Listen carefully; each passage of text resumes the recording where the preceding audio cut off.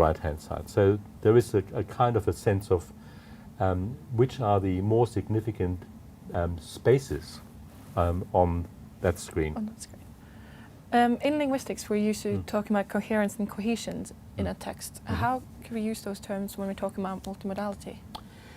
The way that, in my own understanding of linguistics, that's been used is that cohesion tells you about the devices you use for making something coherent. And I think you can use that much in the same way here.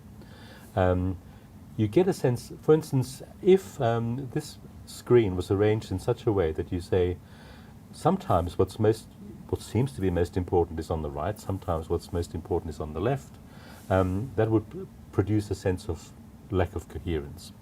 The cohesive device of ordering in space would have been not really fully used. But also, if for instance you had a color scheme here, where the kind of, I don't know what you call the BBC red there, a Moroni sort of red. Banner. Banner. In that banner. If that color, it could be matched by other kinds of reds, or pinks, or greens, or blues. So then the sense of coherence of the page would be destroyed by a kind of an inconsiderate use of the mode of color. Yeah, so there are devices here that produce the sense of, yes, this belongs here, it is where it ought to be, and this is where it ought to be. And they are of various kinds. It's positioning, it's, there is something coherent about the color that occurs here.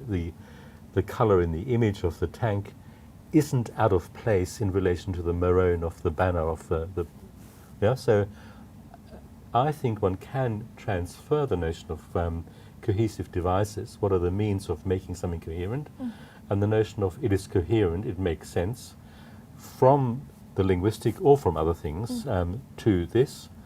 But we would have to sort of say it's no longer about sentences in sequence or elements of sentences which kind of link across from sentence to sentence, but it's different kinds of things. For instance, in linguistics, nobody would think about color as being a means for making something coherent.